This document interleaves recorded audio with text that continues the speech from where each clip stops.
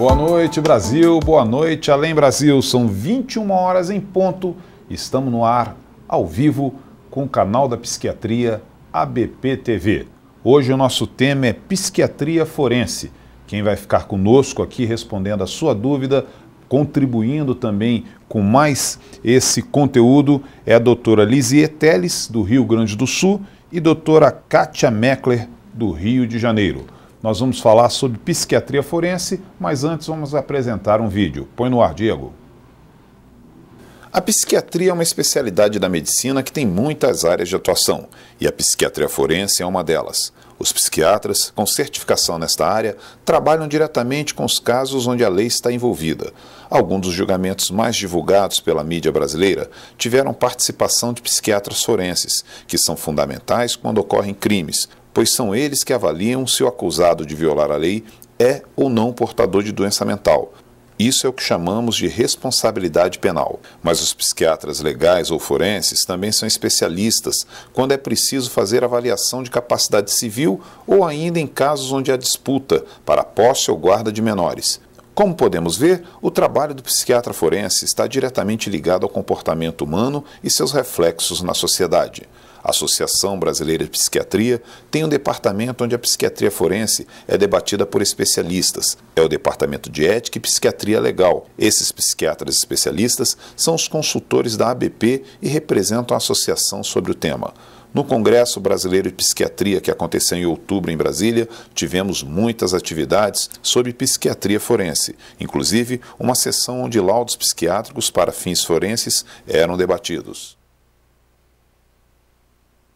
E você pode participar também deste programa com este tema Psiquiatria Forense.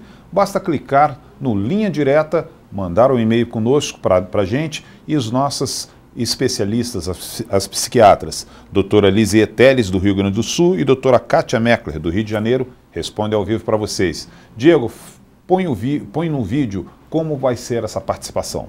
Para participar é muito fácil, basta acessar o portal da ABP, www.abp.org.br. Na página de exibição do programa, encontre o formulário do Linha Direta. Nele você coloca seu nome, a mensagem e não se esqueça de informar o seu e-mail. Participe dos debates ao vivo da ABP TV. Algumas perguntas já chegaram e nós vamos pedir a nossa primeira participação da nossa convidada, doutora Lisiet Teles, do Rio Grande do Sul. Boa noite, doutora. Boa noite, pessoal. Prazer estar com vocês. Ok, a primeira pergunta é para a senhora. Na prática, o que faz a psiquiatria forense?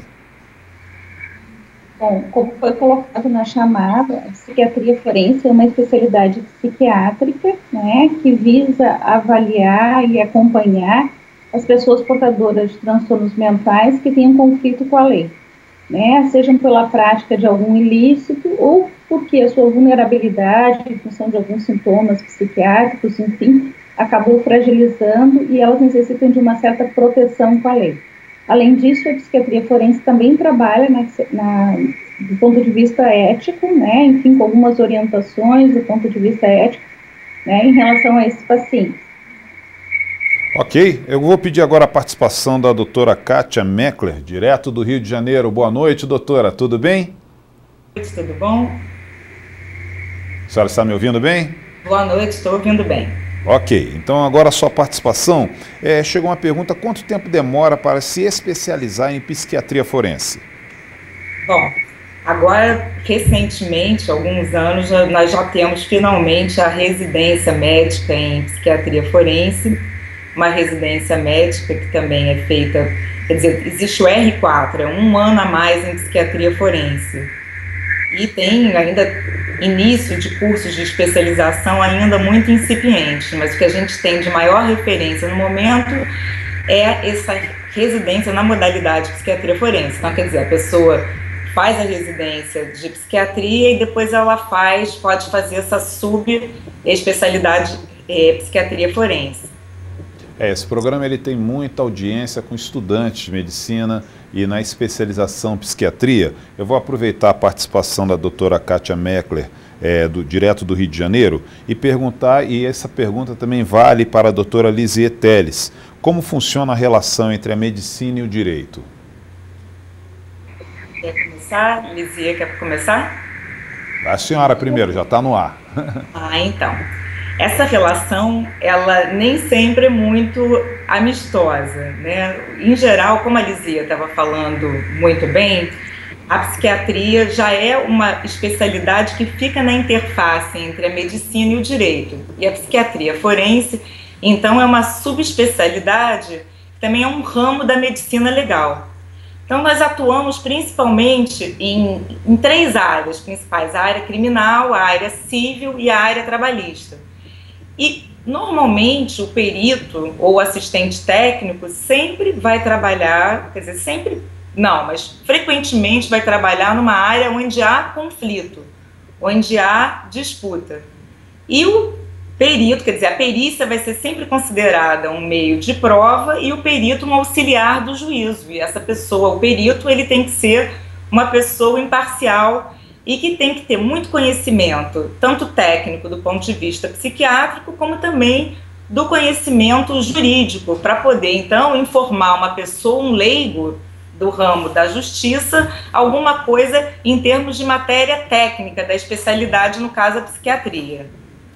Ok, são 21 horas 10 minutos, horário de verão, horário de Brasília. Eu gostaria também da participação da doutora Lizia Teles, do Rio Grande do Sul, sabendo como é que funciona essa relação entre a medicina e o direito, doutora. Bom, normalmente, como a doutora Kátia já colocou muito bem, os peritos, os psiquiatras forenses vão entrar trabalhando no sentido de auxiliar a justiça, informando algumas questões para as quais os juízes, os promotores, enfim, não têm a formação por não terem feito a medicina, como, por exemplo, foi bem colocado na chamada, a questão do exame de responsabilidade penal, sempre que acontece um delito grave, que se suspeita que esse agressor tenha praticado esse delito em função de uma doença mental e que exista anexo causal com aquele delito, ele é submetido, então, a esse exame. O psiquiatra forense, então, vai examinar essa pessoa, e eventualmente seus familiares, vai examinar os autos do processo, enfim, e depois vai passar esse entendimento para o juiz, para todo digamos, as figuras jurídicas, através de um laudo, que se chama normalmente exame de responsabilidade penal.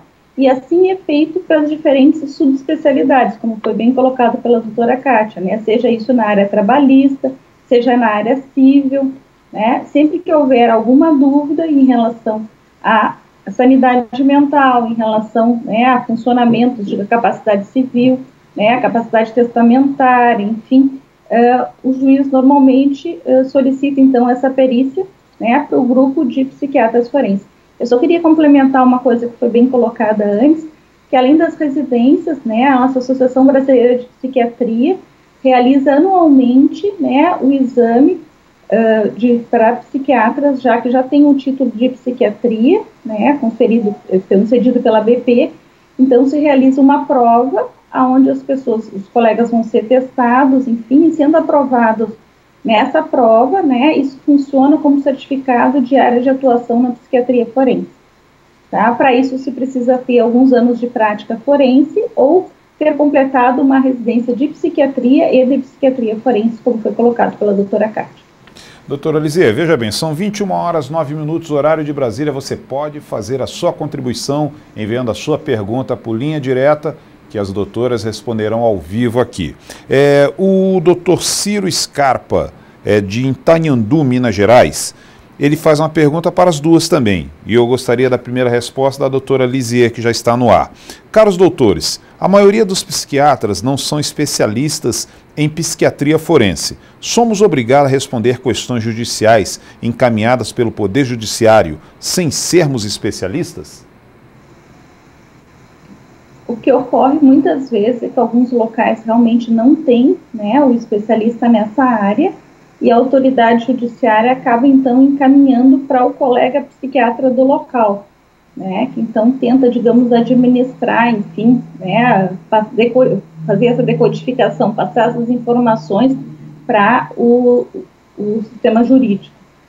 Acho que a BP tem participado muito no sentido de tentar qualificar os nossos cursos, enfim, as nossas mesas redondas, a discussão de todas as perícias psiquiátricas que se fazem no Congresso, é justamente no sentido de passar essas informações né, para os colegas que estão iniciando, fornecendo algumas informações bastante básicas, né, para que eles possam administrar isso, ter o conhecimento. Além disso, obviamente, tem uma série de literatura, de livros, bases, enfim, né, mas o pessoal tem, e faz parte atualmente também da residência médica, né, ao concluir a residência médica, o residente tem que ter tido a cadeira também de psiquiatria forense. Então, as pessoas já estão, digamos assim, tendo algumas noções, pelo menos básicas, né, em relação a essa especialidade, para que possam se administrar. Não sendo possível, né, digamos assim, todo o conhecimento, enfim, o colega deve informar, então, ao juiz, né, até onde ele pode, digamos, contribuir, né, enfim, e aí solicitar, talvez, a ajuda de um outro especialista, enfim. Doutora Kátia Merkel, eu gostaria da sua contribuição nessa resposta também.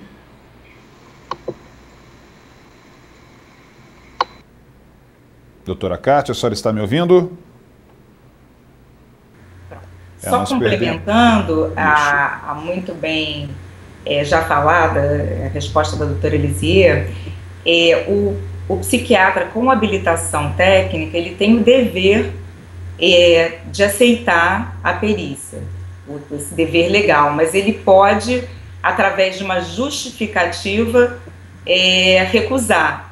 Mas para isso ele tem que sempre justificar, inclusive falando de especialistas no local onde ele trabalha, que poderiam até muitas vezes fazer isso muito melhor do que ele, mas é necessário uma justificativa, mediante esse dever legal. Ok, doutora Kátia, continua na linha e responde também o Tiago Cabral Pereira. Ele pergunta, um paciente com transtorno de personalidade antissocial, teoricamente, é semi-imputável? Vocês concordam com isso? Esse é um assunto muito interessante e tem sido o que eu chamo nosso calcanhar de Aquiles da psiquiatria forense. Então, o transtorno de personalidade antissocial é considerado também uma perturbação da saúde mental, né, segundo o Código Penal brasileiro. Agora, teoricamente, ele não é necessariamente semi-imputável. O Código Penal brasileiro, ele vai aplicar o critério biopsicológico, ou seja, é necessário haver a presença de um transtorno mental à época do delito, né? À época do delito é necessário haver a presença de um transtorno mental e esse transtorno, ele tem que retirar inteiramente ou parcialmente a capacidade de entendimento e de determinação. Então, muitas vezes a pessoa tem um transtorno de personalidade, mas ela era inteiramente capaz de entender o caráter ilícito do fato e de se determinar de acordo com esse entendimento. Isso acontece inúmeras vezes, mas mesmo assim tem sido objeto de polêmica, de divergência, de laudos, peritos de diferentes escolas, enfim, é um problema que a gente tem, é muito boa pergunta e acho que isso dá margem a mais colocações, a debate. Ok, são 21h14, horário de verão, horário de Brasília. Você pode fazer parte deste programa, basta enviar a sua pergunta através do Linha Direta. Hoje nós estamos com a participação da doutora Lisier Teles, do Rio Grande do Sul, e também com a doutora Kátia Merkel, do Rio de Janeiro. Doutora Lisier, eu gostaria que a senhora me respondesse qual a diferença entre um doente e um criminoso. Existem várias diferenças, né? Enfim, o doente, a princípio, né, ele não vai se tornar um criminoso, a menos que ele tenha determinadas características, algumas circunstâncias especiais da vida dele, algumas vezes, algumas comorbidades, como, por exemplo, com transtorno de personalidade, com dependência química, né? E existe uma grande diferença, né, entre o delito praticado entre um doente mental e o delito praticado por uma pessoa, digamos assim, sem diagnóstico que a gente costuma usar de interesse psiquiátrico forense. Né?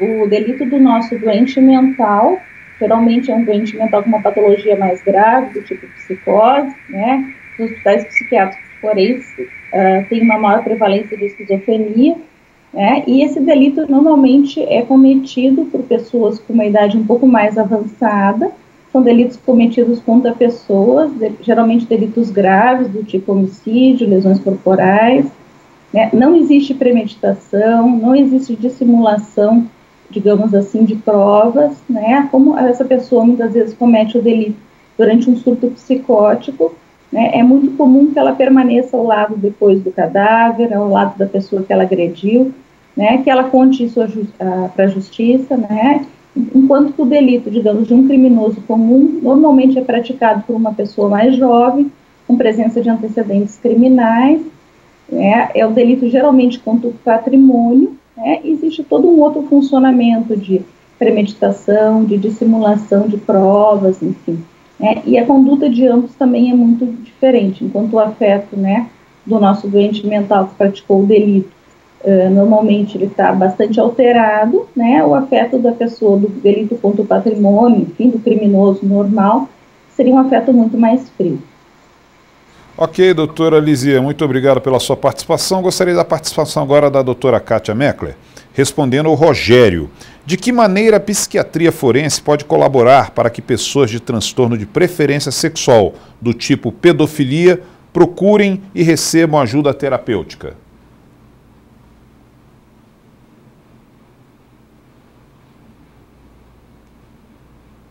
Doutora Kátia?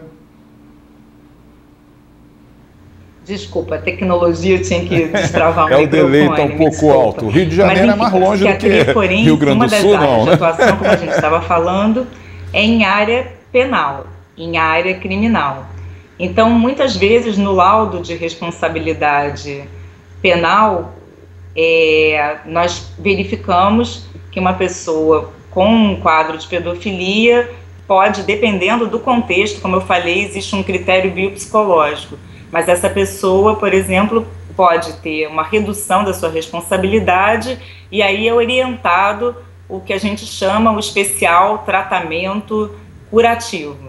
Então, isso seria uma forma do psiquiatra forense, do perito, poder fazer uma indicação através do próprio laudo pericial. A outra forma é que a gente participa o tempo todo de debates, acho que existe uma questão psicopedagógica também de instrução e de poder instruir as pessoas com esse tipo de problema a procurarem tratamento específico, embora seja muito difícil que uma pessoa com pedofilia ela aceite ou ela queira se tratar, uma questão complexa. Ok, são 21h18, horário de Brasília, horário de verão. Nós vamos fazer o nosso primeiro bloco de intervalo. Voltaremos em seguida com o tema Psiquiatria Forense. Hoje participando do programa a doutora Lizia Teles, do Rio Grande do Sul, e doutora Kátia Meckler, do Rio de Janeiro. Já já voltaremos.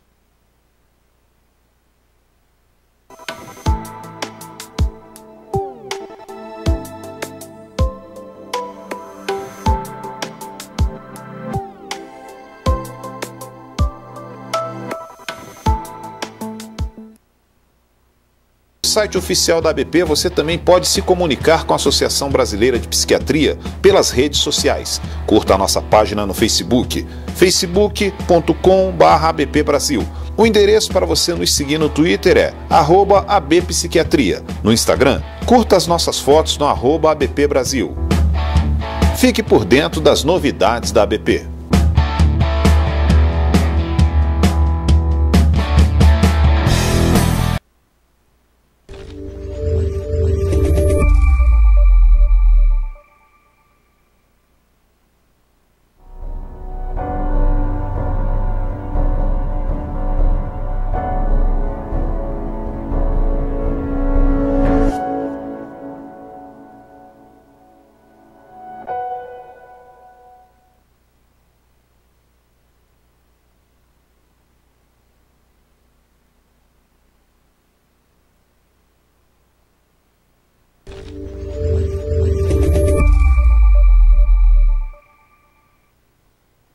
Além do site oficial da ABP, você também pode se comunicar com a Associação Brasileira de Psiquiatria pelas redes sociais. Curta a nossa página no Facebook, facebook.com/ABPBrasil. O endereço para você nos seguir no Twitter é @abpsiquiatria. No Instagram, curta as nossas fotos no @abpbrasil. Fique por dentro das novidades da ABP.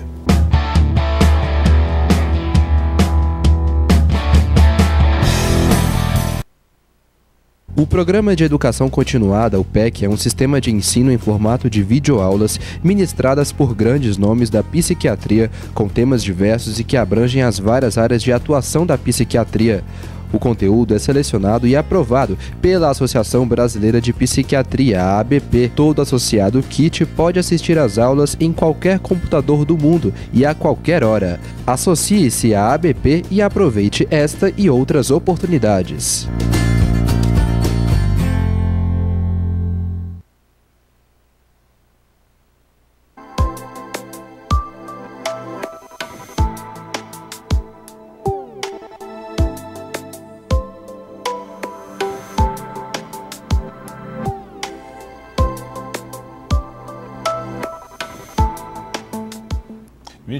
Às 21h21, horário de Brasília, estamos ao vivo, através do seu canal da Psiquiatria ABP TV, hoje falando sobre psiquiatria forense, com a participação da doutora Lizzie Teles, do Rio Grande do Sul, e doutora Kátia Merkler, do Rio de Janeiro. Aqui a Laura Cristina Pereira Teixeira, ela manda uma pergunta que eu gostaria realmente da contribuição das duas. Uma pergunta para as duas. Gostaria de saber se um familiar de um paciente pode pedir um laudo de sanidade mental ou para interdição para apresentar em um processo judicial. A senhora pode responder primeiro, doutora Lizzie? Sim. É comum, né, nós sermos procurados por algum familiar, né, que, enfim, ou seja um idoso, ou seja uma pessoa com um transtorno mental mais grave, enfim, e a família, no sentido de tentar proteger essa pessoa, muitas vezes busca, né, a interdição, seja ela parcial ou total. Então, muitas vezes nós somos contratados como assistentes técnicos para acompanhar esse processo, essa avaliação, né, e, obviamente, além do assistente técnico, a pessoa tem que ter também o advogado, que vai iniciar, então, com uma petição, né, a esse juiz, solicitando a interdição, e aí então esse juiz vai chamar a pessoa suposta incapaz, né, para uma audiência, vai avaliá-la e muitas vezes ele vai então solicitar que seja feita, né, a avaliação, a perícia, para ver se realmente essa pessoa tem alguma incapacidade, enfim, se ela necessita ser interditada. Nesse momento o juiz determina então, né, o perito oficial, e que vai marcar a data dos exames, enfim, da avaliação, e o assistente técnico, contratado pela parte, então vai poder acompanhar toda essa perícia. Depois de uma série de exames, né, esse perito encaminha ao juiz o seu laudo, né, que então vai examinar essa peça, enfim, esse laudo, né, e vai então ver se há ou não indicação para uma interdição e que forma de interdição seria mais adequada. Doutora Kátia, a sua participação nessa resposta? Só complementando, já foi muito bem exposto, mas o laudo, quem determina a realização do laudo de sanidade mental será sempre o juiz, né? Uma pessoa não pode simplesmente chegar ao médico e pedir o laudo de sanidade mental. Ela pode fazer uma acusação contra uma pessoa, que aí, se realmente sair da fase de inquérito, for para um nível processual, o Ministério Público abre uma denúncia e, finalmente, o juiz determina a realização do laudo de sanidade mental, assim como também numa ação de interdição. Quem vai decidir pela feitura do laudo será sempre o juiz que vai determinar. Ok, doutora, continua na linha e vamos responder aqui ao Paulo Blanc. Na verdade, é o doutor Paulo Blanc. É um prazer estar assistindo as colegas nesta matéria tão importante. Um abraço a elas. Gostaria de sugerir também que informassem as pessoas que assistem onde no Brasil pode-se fazer curso ou residência de formação em psiquiatria forense. Acho que vocês falaram nisso na primeira intervenção, não foi? Sim. Na verdade, falamos um pouco superficialmente, né, sobre os cursos, enfim. Como a doutora Kátia já havia colocado, né, a residência de psiquiatria forense é considerado o R4, né, que vai certificar essa pessoa na área de atuação em psiquiatria forense. Então, alguns estados do nosso país possuem essa residência. Ela iniciou no ano de 2006, né, e de lá para cá surgiram vários grupos, enfim.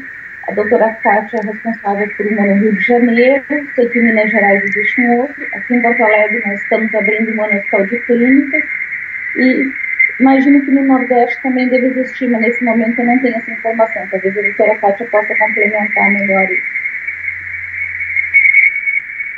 A sua participação nessa resposta. Sim, só reforçando que eu saiba, no Nordeste não tem ainda uma formação, mas também talvez eu não tenha recebido essa indicação. Ok? Agora vamos responder aqui, doutora Kátia. A Érica, o delito sob efeito de drogas é considerado inimputável? Sim, a pergunta ela é muito boa. De novo, eu vou reforçar a questão do critério biopsicológico.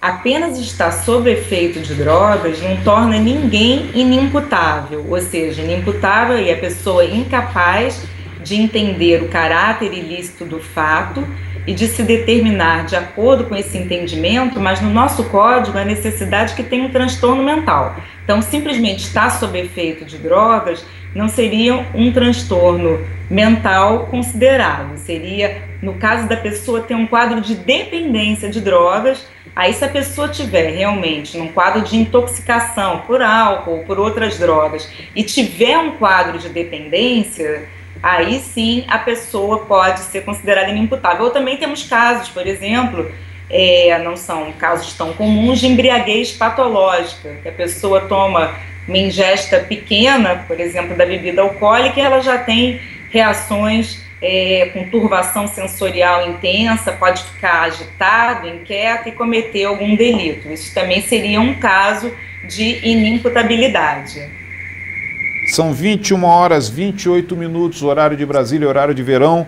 Você pode fazer parte deste bate-papo sobre psiquiatria forense. Doutora Lisier Teles, do Rio Grande do Sul, doutora Kátia Meckler, do Rio de Janeiro, responde ao vivo a sua pergunta. Doutora Lisier, vamos responder agora a pergunta da Patrícia Figueira. Pessoas com psicopatia que cometeram algum tipo de crime pela justiça brasileira são vistas como pessoas com transtorno mental? Ou são vistas como pessoas com transtorno mental ou como criminosos cientes de seus atos? Acho que essa resposta já foi parcialmente respondida quando a doutora Kátia falou um pouco sobre o transtorno antissocial, né? Na verdade, o psicopata seria, digamos assim, um quadro mais grave, né, de um transtorno antissocial. Mais grave justamente por quê? Porque ele tem uma maior crueldade, um maior risco de reincidência criminal e geralmente uma reincidência em delitos realmente mais graves e mais cruéis. A psicopatia, mundialmente falando, né, não se constitui normalmente num modificador da imputabilidade. Como foi colocado anteriormente, né, a nossa lei nos diferencia na medida que traz a questão da semi-imputabilidade, né, o artigo 26 do Código Penal, né, faculta tanto a presença da inimputabilidade quanto da semi-imputabilidade. E os casos de semi-imputabilidade ficariam aqueles casos de perturbação da saúde mental, né? Dentre eles, alguns transtornos de personalidade. Só que a doutora Kátia já colocou muito bem que normalmente a presença simples de um diagnóstico não se constitui num modificador da imputabilidade. Se necessita ter todo o critério biopsicossocial, ou seja, além de possuir essa patologia, né, a pessoa tem que ter alguma alteração da capacidade de entendimento e determinação e tem que ter nexo causal com aquele delito praticado. No caso dos psicopatas, o que normalmente nós observamos é toda uma premeditação, uma frieza, né, uma indiferença afetiva, uma ausência completa de empatia, né, que nos fazem pensar que esse grupo de pessoas, né, estão muito bem classificadas muito mais para o quadro de criminosos que propriamente de doentes mentais. Doutora Kátia, por favor, responda a Valquíria Lopes. Com quais profissionais o psiquiatra forense pode contar para contribuir no esclarecimento dos fatos e construção deste parecer? Sim, o psiquiatra forense, nas estruturas, por exemplo, eu sei que em Brasília, no Instituto Médico Legal, o psiquiatra forense conta com uma equipe mesmo. Então, o psicólogo com especialização na área forense pode contribuir e muito. Pessoas também do serviço social, principalmente em área de posse e guarda, em área de família também, o assistente social também pode contribuir. Enfim, são duas especialidades que podem auxiliar e muito a feitura do exame pericial. Ok, doutora Lisier, por gentileza, vamos responder aqui ao Tiago Cabral. Quais os critérios para um paciente dependente químico que comete um delito ser considerado semi-imputável ou inimputável? Isso mais ou menos foi colocado anteriormente. Eu vou fazer um link com a pergunta anterior ainda, né, que falava a respeito de uma medicação, né? Além da questão, digamos assim, da necessidade de uma doença mental para modificar a imputabilidade penal, né, que essa doença afete a capacidade de entendimento e determinação, que possua nexo causal, né, a gente tem que ver também a presença da dependência química, né. Então, assim, muitas vezes, como a doutora Kátia já colocou muito bem, a simples intoxicação não se constitui em qualquer modificador da imputabilidade, né. Então, se um de nós for a uma festa e eventualmente beber algo, se envolver num acidente de trânsito, né, nós estamos assumindo, né, que o fato de ingerir algo, de ingerir o álcool, né, poderia modificar o nosso sensório e que isso poderia ter alguma consequência. Né, e o que isso então não se constitui em nenhum modificador da imputabilidade penal. Né. O que também se observa muito frequentemente é que algumas pessoas acabam ingerindo alguma substância ou eventualmente o álcool, né, para se desinibirem e então terem, digamos assim, condições de efetuar algum crime, algum ato ilícito, né. Isso, na verdade, está longe de ser um modificador e até pode se considerar como um agravante. Tá? Então, assim, na dependência química, né, realmente, para a gente estabelecer nexo causal, é preciso realmente que esse paciente tenha um quadro de uma dependência, né, você tem que fazer uma história bastante completa, uma investigação, enfim, com essa pessoa, com familiares, comprovando isso, né, que não se tratava eventualmente só da intoxicação, mas sim, né, existia toda uma história de uma doença mesmo, com a sua dependência física, né, e essa doença alterando a capacidade de entendimento e determinação. Né, e isso, então, de acordo com a gravidade, nós podemos considerar, então, como um modificador a nível da imputabilidade ou da semi-imputabilidade. Mas, volto a dizer, tem que ficar muito claro a questão da dependência química. A intoxicação não é um modificador. Obrigado, doutora Lisier. Doutora Kátia, vamos responder aqui ao Luiz César de Doné. Por exemplo, uma paciente maníaco que se envolve em atos ilícitos, como compras compulsivas de alto custo ou de outro ato ilícito, pode ser responsabilizado por seus atos? Depende.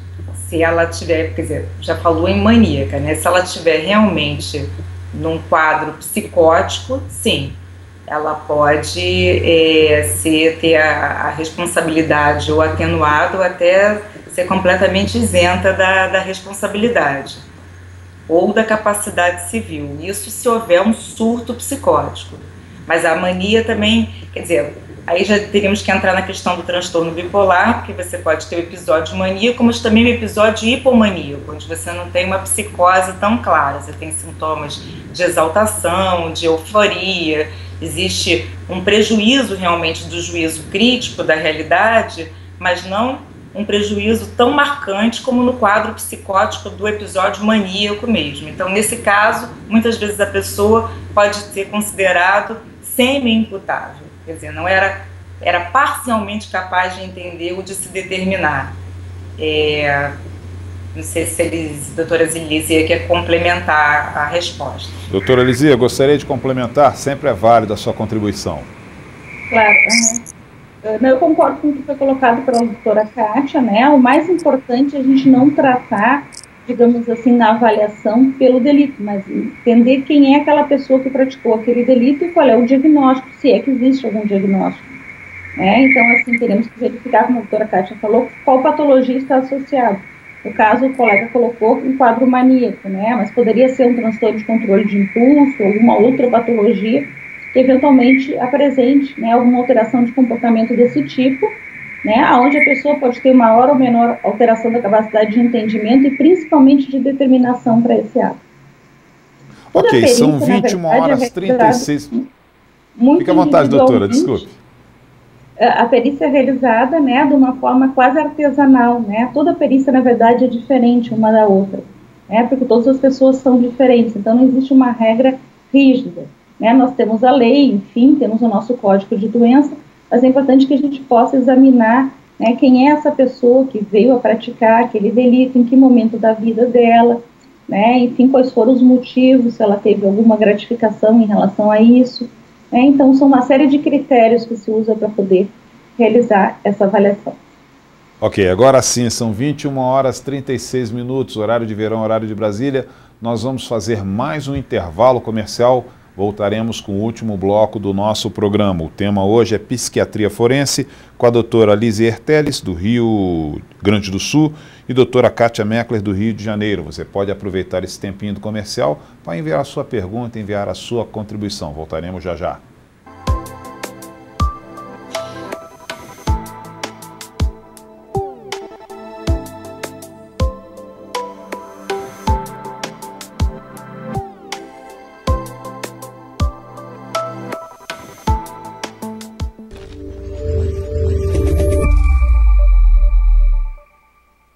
Para participar é muito fácil, basta acessar o portal da ABP, www.abp.org.br. Na página de exibição do programa, encontre o formulário do Linha Direta. Nele você coloca seu nome, a mensagem e não se esqueça de informar o seu e-mail. Participe dos debates ao vivo da ABP TV.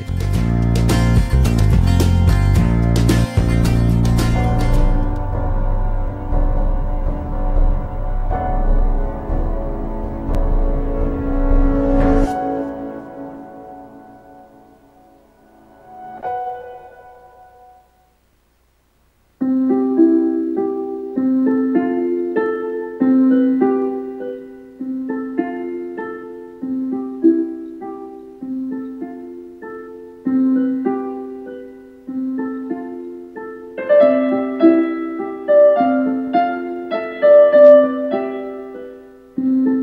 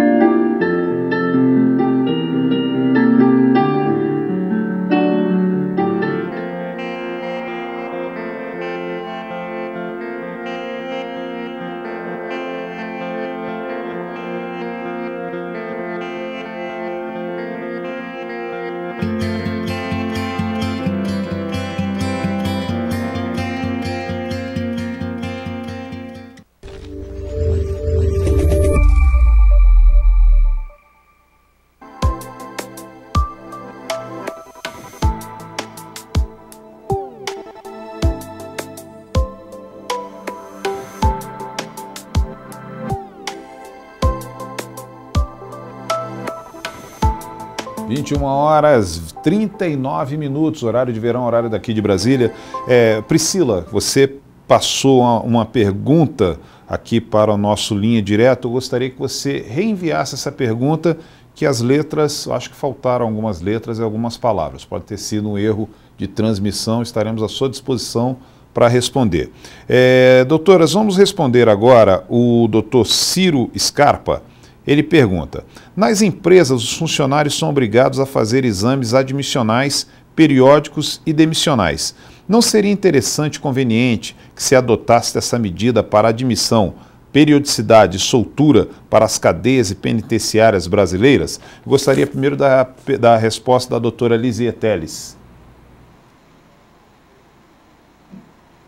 A lei prevê, né, que toda pena deveria ser, na verdade, uma espécie de tratamento, né, que visasse a recuperação dessa pessoa. Então, acho que essa colocação é muito apropriada, na verdade, né, no início de cada cumprimento de pena, as pessoas realmente deveriam ser avaliadas, enfim, e se poderia ter, digamos assim, um conhecimento maior, inclusive, de que forma de abordagem poderia ser aplicada a esse grupo. Né? E além, de, obviamente, dos criminosos comuns, enfim, das pessoas que chegaram ao crime por uma série de situações de vida, né? Enfim, existe também um grupo, que é o grupo dos psicopatas, enfim, né? Que seria muito bom que se pudesse identificar previamente, enfim, porque esse é um grupo que vai ter um comportamento realmente diferenciado, né? E vai ter também, digamos assim, um prognóstico bastante mais reservado, né? Então seria interessante que nós pudéssemos realmente avaliá-los no início e durante a execução da pena. Né? Lamentavelmente, a lei modificou, né, e isso atualmente para a progressão de regime, inclusive, não é mais necessário, não é mais obrigatório, né, o que se fazia anteriormente, que era, né, uma avaliação, além do psiquiatra forense, uma avaliação multidisciplinar, com psicólogos, assistentes sociais, enfim, avaliando essa pessoa, avaliando todo o tempo de cumprimento dela, o comportamento dela durante nesse período no presídio. Lamentavelmente, isso por uma modificação da lei, né, já não é mais obrigatório. Ok, doutora. O nosso cinegrafista Diego aqui, que é apaixonado por animais, está elogiando a sua gatinha ou o gatinho que está atrás da senhora aí. Vamos fazer... É uma gata forense também, ela costuma participar. Doutora Kátia Meckler, por favor, responda aí a Ana Seiler. Foi dito que o exame de sanidade mental é feito quando solicitado por um juiz. Em caso de admissão em empresas ou em concursos públicos também seria legal? Esta é a contribuição da Ana Seiler. Sim, é porque quando eu falei o exame, o laudo de sanidade mental para fins criminais realmente só pode ser determinado pelo juiz. Em área civil também, mas para fins de admissão você pode fazer, não é exatamente a gente nem chama um laudo de sanidade mental, seria um parecer, um laudo psiquiátrico para fins admissionais. Aí isso também pode ser realizado. Ok. Nós até já respondemos uma parte dessa pergunta. Eu vou perguntar para a doutora Lizzie Teles, que especialistas estão habilitados para realizar as perícias? A perícia psiquiátrica forense, né, normalmente é a perícia que deve ser realizada por um psiquiatra, né, com formação na área de psiquiatria forense, né, tenha sido essa formação, há anos atrás não possuímos a residência, como eu disse, a primeira residência foi a partir de 2006, então tem alguns colegas que iniciaram realmente na prática, né, e que depois de alguns anos, enfim, vieram a prestar prova, né, junto ao ABP, enfim, e tem esse título de atuação na área forense. Então, além de, como já foi bem colocado pela doutora Kátia anteriormente, né, é importante que o psiquiatra forense tenha uma boa formação psiquiátrica, né, que depois ele possa fazer essa formação psiquiátrica forense, né, e que, enfim, que ele tenha todo um treinamento, além de, obviamente, as capacidades éticas, enfim, de poder lidar com situações, às vezes, tão limites, de tanta, digamos assim, fragilidade, né, da população que está sendo avaliada. Ok, vamos agora pedir a participação da doutora Kátia, respondendo a doutora Maria Regina Rocha Ramos. Na perspectiva do direito civil, como ficaria a situação legal do filho ou filha de dois esquizofrênicos? No caso, os pais, assim, do filho, se ele for o maior de idade e os pais podem ser interditados e ele pode ser o curador dos pais, por exemplo, na perspectiva da área civil. Quer dizer, se o filho for um filho maior, ele pode, eventualmente, não é necessariamente, mas ele poderia interditar os pais e poderia ser também o curador desses pais. Ok, doutora Lizzie Teles, responda por gentileza ao Ian Fonseca, ou a Ian Fonseca, aqui não está discriminado o gênero. Ao término do cumprimento da pena de prisão, existe algum tratamento efetivo para a psicopatia? Não, na verdade, né, todos os estudos mostram que todos os tratamentos para psicopatia têm sido mostrados ineficazes. né, principalmente porque essas pessoas não veem problema em sua conduta, né, na verdade é a sociedade que está em conflito com eles, não eles que praticaram algo, digamos assim, que tenha prejudicado alguém. Então, esses pacientes normalmente não têm motivação, né, não têm empatia, né, é uma patologia completamente egocintônica, quer dizer, a pessoa realmente não tem sofrimento, né, então, ou eles não buscam tratamento, ou se buscam tratamento, não costumam aderir, enfim, ou não costumam ter respostas, né. Do ponto de vista tanto psicoterápico, né, como farmacológico, infelizmente, nós não temos até o momento um tratamento que seja realmente efetivo. Existem várias pesquisas, enfim, mostrando que algumas internações bastante prolongadas, enfim, né, poderiam, digamos, trazer alguma modificação, mas isso normalmente funciona durante o período de encarceramento. Depois que essas pessoas retornam ao meio, né, o funcionamento delas fica inalterado. E mesmo no encarceramento a gente percebe também que elas mantêm esse funcionamento, né, são chefes de quadrilhas, enfim, tem todo um comportamento, digamos, antissocial no local onde eles estão também em cumprimento de pena. Lamentavelmente, até o momento, não temos, digamos assim, um tratamento realmente efetivo para essa patologia depois que se estabelece na idade adulta. Ok, doutora Kátia, por gentileza, vamos responder ao Tiago Cabral. É correto colocar na conclusão do laudo criminal que um paciente é imputável, semi-imputável ou inimputável, ou somente sobre a capacidade de entendimento e determinação? Muito bem, Thiago. Uma ótima pergunta. A gente não conclui pela imputabilidade ou semi-imputabilidade, quem vai concluir é o juiz, através da sentença. A gente, no laudo, nas nossas conclusões, a gente tem um espaço para o diagnóstico, nas conclusões, a diagnose.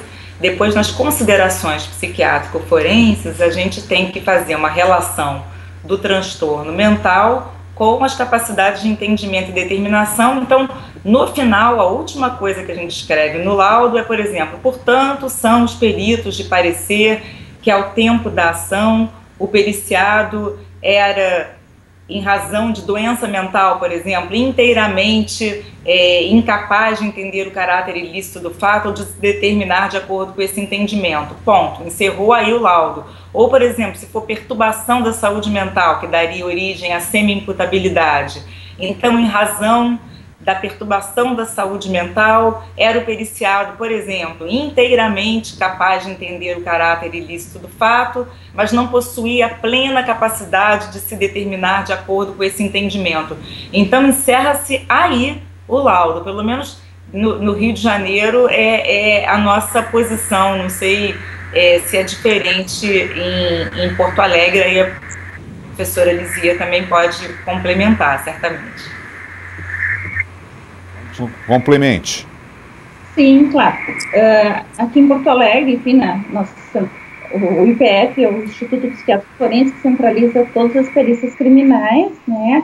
E nós temos por hábito, enfim, realizar as perícias e chegar à mesma, digamos assim, mesma conclusão que foi colocada pela doutora Kátia, ou seja, né, nós não costumamos, enfim, definir e usar a palavra, né, imputável, semi-imputável, inimputável. É a nossa função dar os elementos para que o juiz, então, conclua, né, por alguma dessas, digamos, dessas condições, tá? Então, assim, todo o treinamento com os nossos residentes, enfim, no sentido de que ele possa realizar uma boa avaliação, que ele possa chegar ou não à presença de um diagnóstico, se esse diagnóstico houver, né, de verificar se esse diagnóstico, enfim, tem algum enquadramento legal, né, se alterou essa capacidade de entendimento e determinação, se determinou nexo causal com aquele delito, né, então nós vamos discutir, colocar isso nas considerações psiquiátrico-forenses, e esses são os dados que nós podemos ofertar ao juiz, né, a decisão final não nos cabe, né, essa conclusão é da justiça.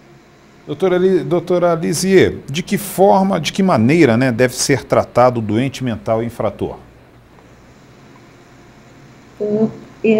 Vai variar de acordo, né, com o tipo de patologia que essa pessoa apresente, né, se essa pessoa apresenta ou não periculosidade, né, a intensidade dessa periculosidade. Hoje em dia a gente não fala mais apenas em periculosidade presente ou ausente, né, mas assim, que risco essa pessoa tem, se ela tem um risco pequeno de voltar a delinquir, se ela tem um risco médio, se ela tem um risco alto, né, e de acordo com isso, com suporte também familiar, enfim, com a presença ou não de um suporte, digamos, de tratamento na comunidade, nós vamos avaliar, né, pessoas, digamos, que cometeram delitos bastante graves, do tipo homicídio, que tem patologias muito graves, por exemplo, uma esquizofrenia paranoide, né, que, digamos assim, ainda estão com muitos sintomas, né, normalmente esse laudo, né, vai seguir com essas conclusões, enfim, provavelmente esse juiz vai determinar, vai absolver essa pessoa e vai determinar uma medida de segurança, né, que passa a ser, então, um tratamento compulsivo,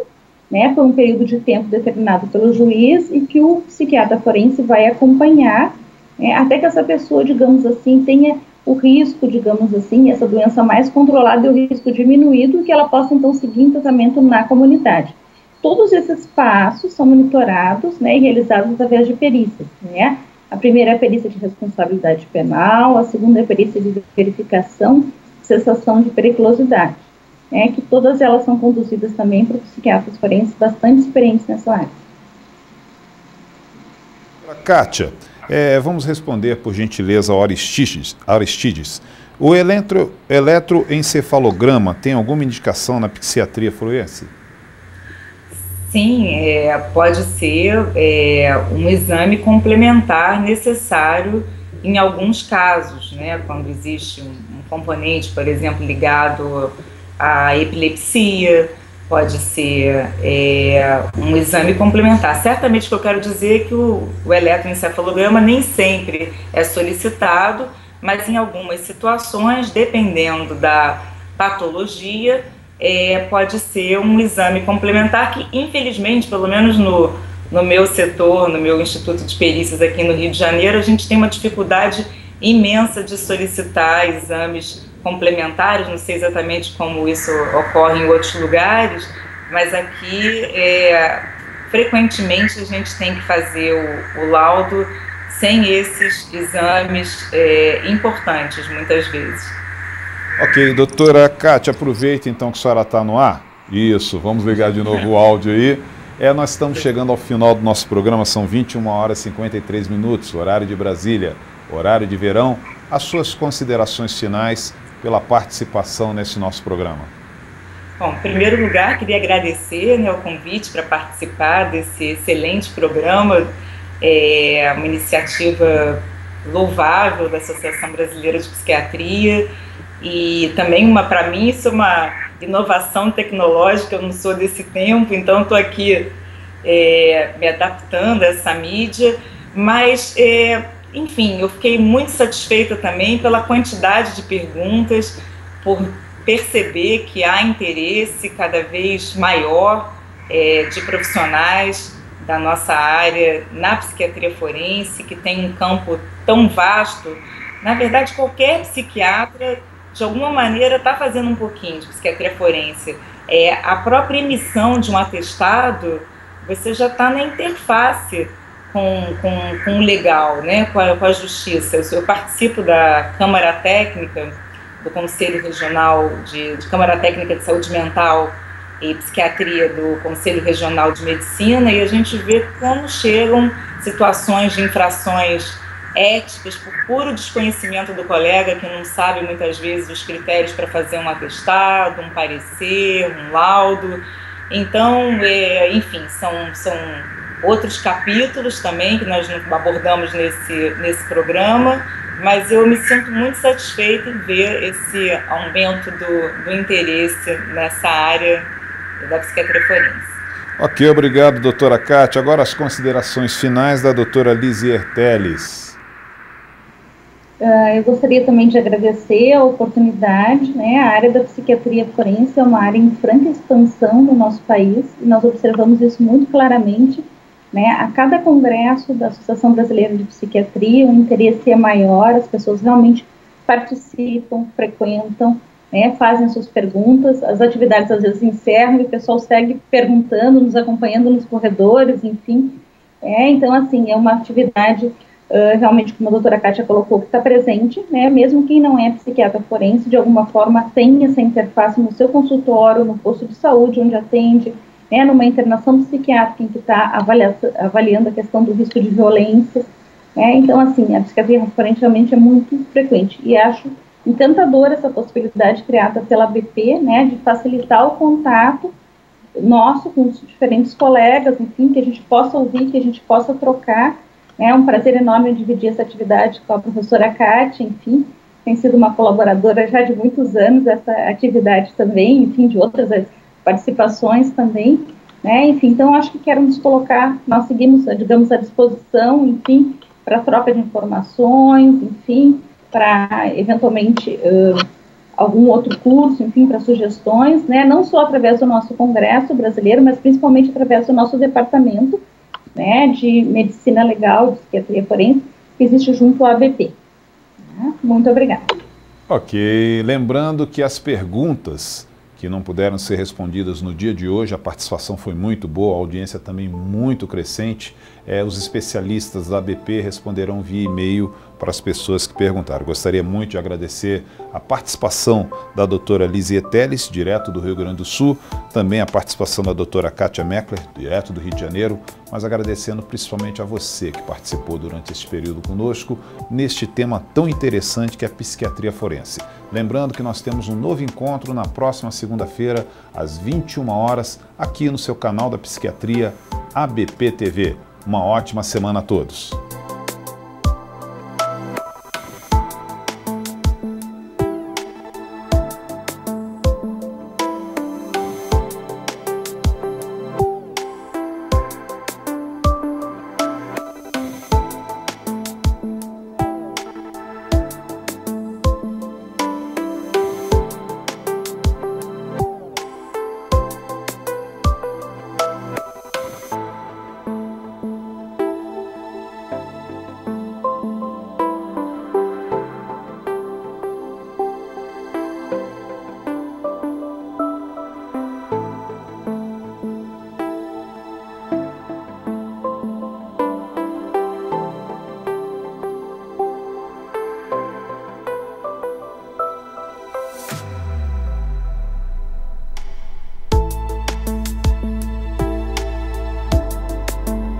Sobrevivemos.